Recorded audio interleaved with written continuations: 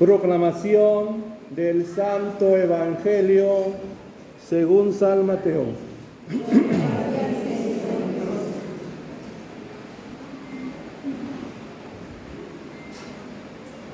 En aquel tiempo se acercó Jesús, la madre de los hijos de Zebedeo, junto con ellos y se postró para hacerle una petición. Él le preguntó: ¿qué deseas?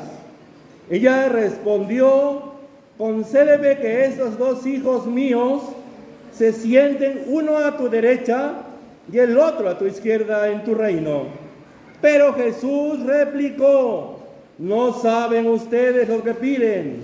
¿Podrán beber el cáliz que yo he de beber? Ellos contestaron: sí podemos. Y él les dijo: beberán mi cáliz, pero eso de sentarse a mi derecha o a mi izquierda no me toca a mí concederlo, es para quien mi Padre lo tiene reservado. Al oír aquello, los otros 10 discípulos se indignaron contra los 2 hermanos, pero Jesús los llamó y les dijo: ya saben que los jefes de los pueblos los tiranizan y que los grandes los oprimen. Que no sea así entre ustedes. El que quiera ser grande entre ustedes, que sea el que lo sirva. Y el que quiera ser primero, que sea su esclavo. Así como el Hijo del Hombre no ha venido a ser servido, sino a servir y dar la vida por la redención de todos. Palabra del Señor. Gloria al Señor. Siéntense, por favor.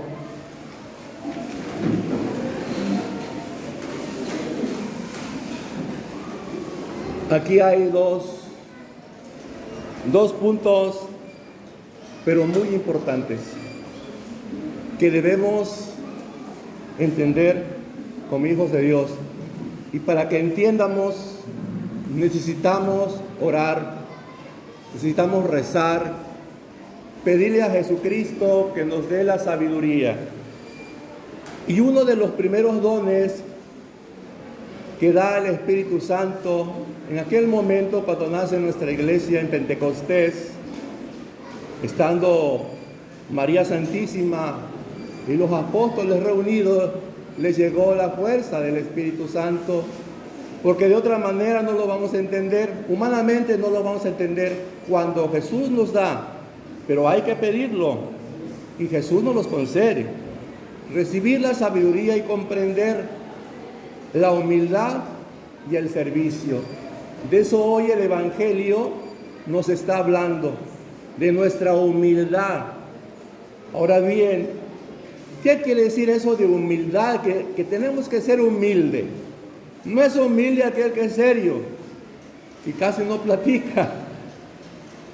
Es humilde aquel que sirve a Dios. Y esto vamos a entenderlo en la actitud de cada uno de nosotros. Cómo somos como personas, como cristianos, ante la sociedad. Hay pobres y hay ricos. Hay unos ricos que son más ricos que otros.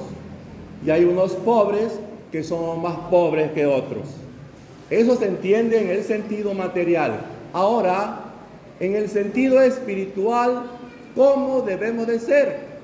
Seguir las instrucciones de Jesucristo a través de su palabra. Nuestra transformación, nuestro cambio de vida en nosotros, es decir, convertirnos a la palabra de Dios. Aquí en el inicio del Evangelio, como una madre le propone a Jesús que su hijo esté a su diestra, que le conceda. Y dice el Señor: ¿cómo me pueden pedir eso? Como quien dice: ¿cómo se atreven a pedir eso? ¿Acaso ellos podrán beber lo que yo voy a beber, el cáliz? Fíjense la propuesta que le hace la mamá, que sus hijos, pero viéndolo en un sentido de arrogancia, en un sentido de orgullo, como estar más arriba, pues. Sin embargo, eso es Dios Padre. Él sabe a quién se lo va a conceder. Y eso se lo concedió ¿a quién? ¿A quién se lo concedió? ¿Quién es el Hijo del Hombre? Jesucristo, ¿verdad? Se lo concedió a Él. ¿Y acaso nosotros merecemos estar a donde está Jesús? Así nomás, que una mamá, Señor, concédeme que mi hijo esté contigo ahorita.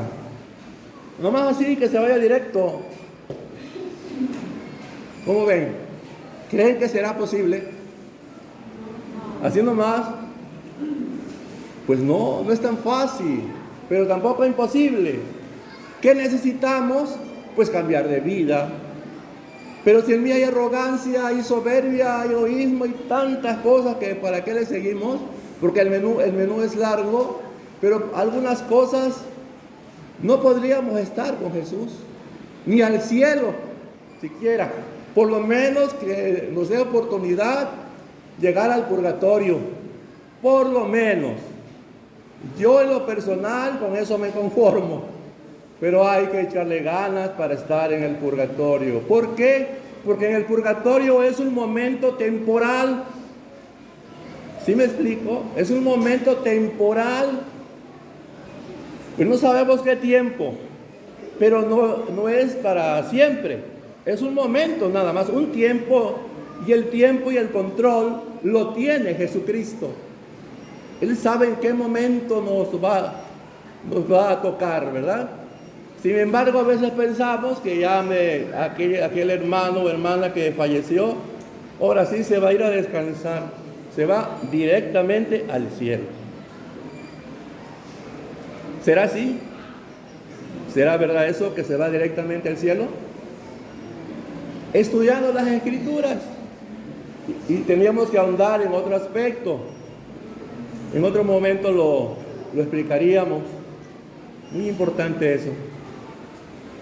Pero aquí el punto es que no caigamos en un autoritarismo, en que yo me siento más que el otro.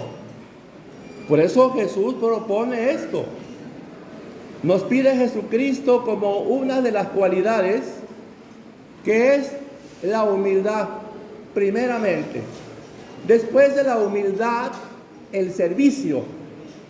¿Cómo vamos a servir en el marco de la iglesia? ¿Cómo vamos a servir? ¿En qué forma? Con amor primeramente, porque amarás a Dios sobre todas las cosas. Si amamos a Dios, Dios está primero.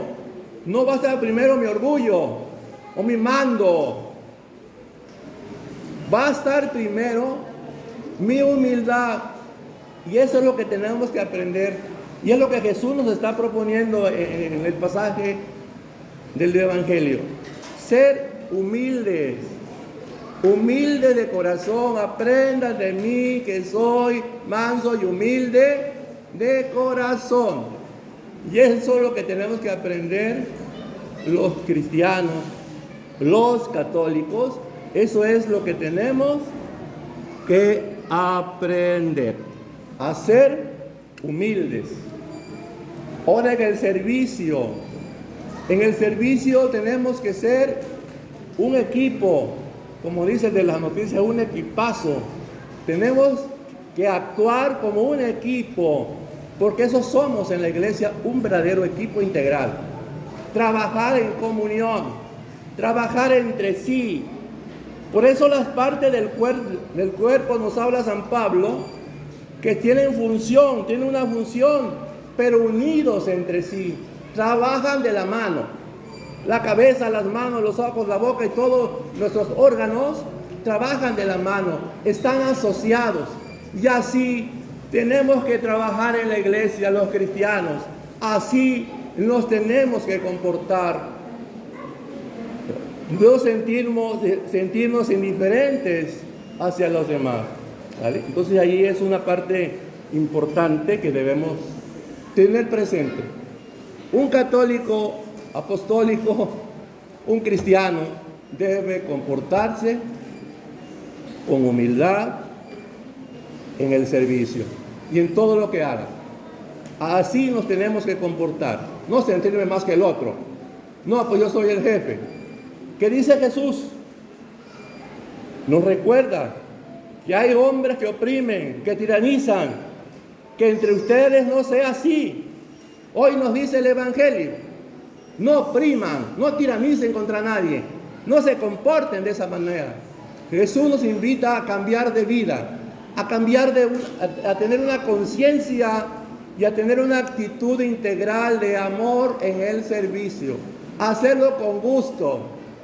No andemos renegando de lo que estamos haciendo, hacerlo con alegría, porque finalmente estamos sirviendo ¿a quién?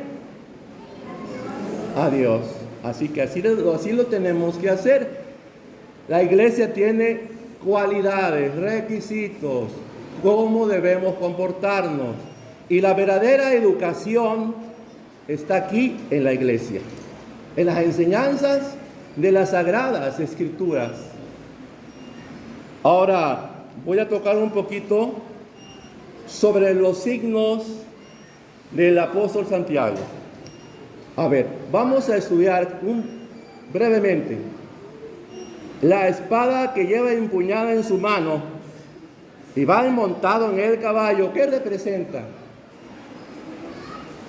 ¿Sí se acuerdan qué es lo que representa esa espada que lleva él? Porque pues no más allá por llevarla, ¿no? ¿Verdad? Sino que tiene un significado. Él luchó contra ¿quiénes? Contra 70 infieles. Luchó. Le llamaron a Santiago en el año 844. Una tropa de 70 infieles. Y Ramiro I, que era el rey de ese lugar, en Compostela, llamó a Santiago apóstol. Se apareció este hombre en su caballo blanco y con una espada. Ya iba enojado, en una espada. Y venció a esos 70 y tantos infieles, los venció. Y corrieron, ¿no?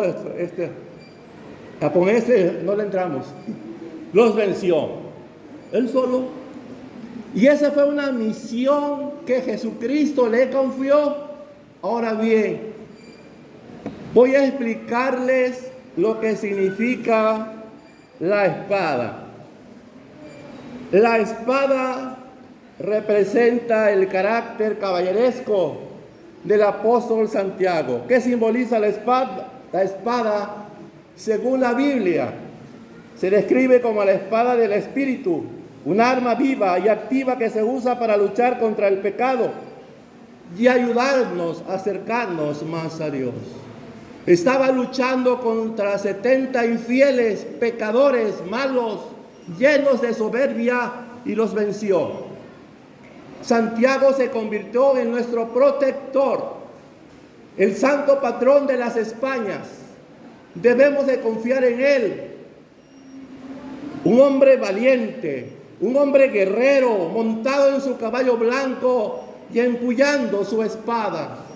La espada significa la palabra de Dios, porque la palabra de Dios nos anuncia en doble filo. ¿Te salvas o te quieres perder? Tú lo decides. Dios es respetuoso. Entonces ahí está el significado. El caballo fue el medio, porque también el caballo hizo su parte.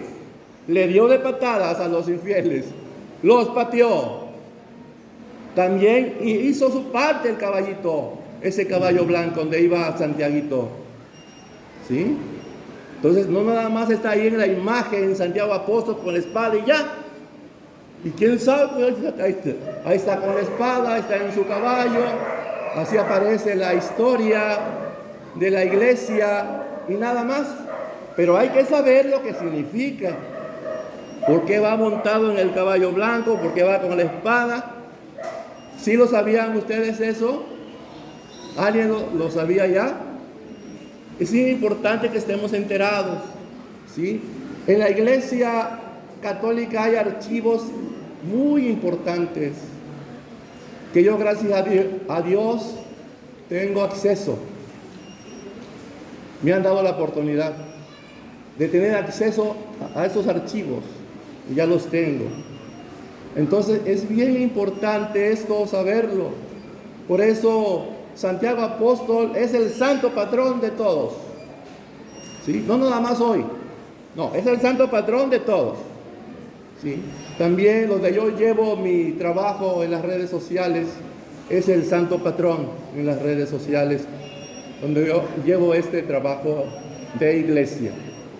Entonces es bien importante esto, compartírselos, que sepamos a quién vamos a venerar. ¿Por qué voy a orar ante Santiago Apóstol? ¿Qué le voy a pedir y por qué? Porque él fue un hombre como nosotros, que le concedió Jesús a través del Espíritu Santo para que combatiera aquella tropa, aquellos infieles, pecadores. Pero también a través de la espada nos está acercando a la palabra de Dios. No nomás se fue a pelear, porque Santiago Apóstol predicó primeramente. Hay una cita bíblica muy importante que dice en el capítulo 2 del 1 al 17, en las cartas de Santiago, una fe, a ver, ayúdenme, una fe sin obras es una fe muerta. Y así pues sí es cierto. Si decimos tenemos fe, pero yo no escucho la palabra de Dios, no me intereso por escuchar la palabra de Dios, ¿cómo voy a vencer en los obstáculos? ¿Cómo voy a vencer el mal si no escucho su palabra? Bendito sea Dios que nuestro pueblo la estamos escuchando. Bendito Dios. Y esa es una bendición, que estamos aquí. Pero que esto que estamos escuchando también lo hagamos llegar a más personas, a hogares. Porque tenemos la obligación de anunciar la palabra de Dios. Vayan por todo el mundo y anuncien mi nombre. Evangelio de San Mateo capítulo 28, versos del 16 al 20. Ahí está en su Biblia. Tenemos que anunciar el reino de Dios. Es nuestra obligación. Así que ahí está el mensaje de salvación que tenemos que hacer. Y para cerrar, como decimos, con broche de oro, quiero dejarles a ustedes presentes algo. Las armas espirituales que Dios nos dio, nos brinda para obtener la victoria sobre el mal. ¿Cuáles son esas armas? Primeramente, la arma primera que tenemos es la autoridad de Jesucristo que nos ha confiado a través del sacramento del bautismo, a través de la confirmación, de los sacramentos recibidos, la oración, la alabanza y adoración, el nombre de Jesús, la palabra de Dios y la sangre de Jesús. Esas son las armas para vencer el mal. Son las armas espirituales. No son pistolas, no, nada de eso. Son las armas espirituales para vencer el mal. Y con decisión, con valentía. Porque para servir a Dios necesitamos ser valientes, no tener miedo. Porque si tenemos miedo, pues no. Como dicen nuestros papas, pues no lo hacemos. Necesitamos llenarnos de la fortaleza de Jesucristo, porque Él es el que nos va a dar valor, nos va a dar fortaleza. Y tenemos que orar, tenemos que estar en sintonía en la oración, en el Santo Rosario, por ejemplo. Ahí debe estar ese amor en Cristo. Bien, pues que Dios nuestro Señor nos bendiga, que así sea, en el nombre del Padre, del Hijo y del Espíritu Santo.